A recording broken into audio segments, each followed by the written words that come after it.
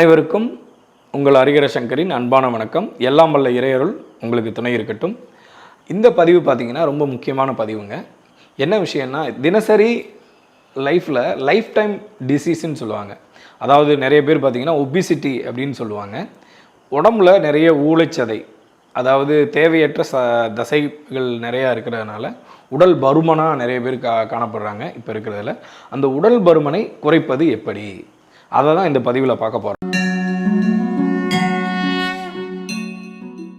ரொம்ப சிம்பிளுங்க. நம்ம உணவில் சில விஷயங்களை சேர்க்கணும், சில விஷயங்களை தவிர்க்கணும். அதை நம்ம டயட்டில் கரெக்டாக ஃபாலோ பண்ணிட்டு வந்தாலே நம்மளோட உடல் பருமனை சீக்கிரமாக நம்ம குறைச்சிடலாம். ஒன்றும் இல்லை, தவிர்க்க வேண்டிய பொருட்கள்ன்றதை நான் சொல்கிறேன். உணவுப் பொருட்கள் என்னன்றதை சொல்கிறேன். பொரித்தது, வறுத்தது, அதாவது எண்ணெயில் டீப் ஃப்ரை பண்ணது, அதே மாதிரி வறுவல் எடுத்து இது பண்ணுறது, அதே மாதிரி ஜங்க் ஃபுட்ஸு, இது எல்லாத்தையுமே பார்த்திங்கன்னா அவாய்ட் பண்ணிடணும்.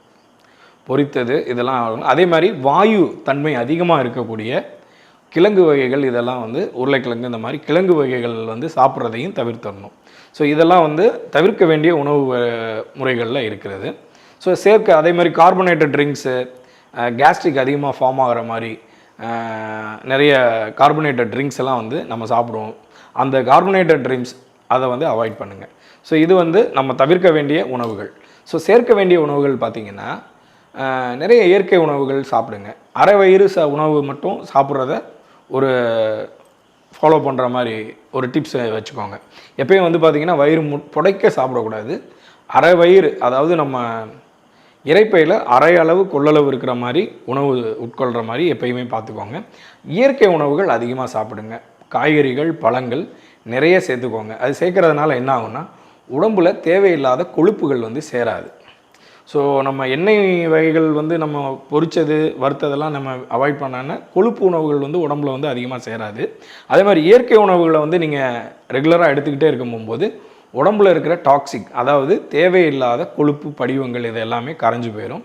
எலுமிச்சை, அப்புறம் நீர்க்காய்கள்லாம் இருக்கும். அதே மாதிரி பூசணிக்காய், வெள்ளரிக்காய், கோவக்காய், இப்படி நீர்த்தன்மையுடைய காய்கறிகள் உணவுகளில் அதிகமாக எடுத்துக்கோங்க. கீரைகள் நிறைய எடுத்துக்கோங்க.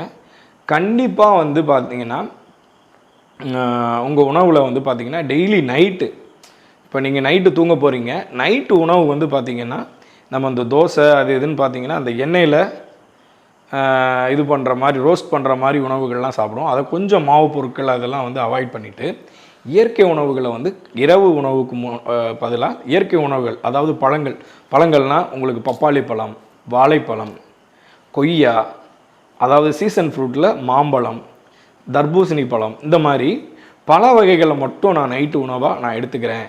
உணவுக்கு முன்னாடியா பின்னாடியான்னு கேட்காதீங்க, அதுதாங்க உணவு. நைட்டு உணவு பார்த்திங்கன்னா இயற்கை உணவுகள் எடுத்து பாருங்கள். கண்டிப்பாக உடல் பருமன் முற்றிலுமாக குறைஞ்சி நல்ல அழகாகவும் வசீகரமாகவும் தோற்றத்தை நீங்கள் பெறுவீங்க. இதை ஃபாலோ பண்ணுங்கள். கண்டிப்பாக இந்த குறிப்பு உங்களுக்கு ரொம்ப யூஸ்ஃபுல்லாக இருக்கும்னு நான் நம்புகிறேன். இந்த லைஃப் டைம் டிசீஸை போக்கணுன்னா நான் சொன்ன விஷயத்தை ரெகுலராக ஃபாலோ பண்ணுங்கள். நன்றி.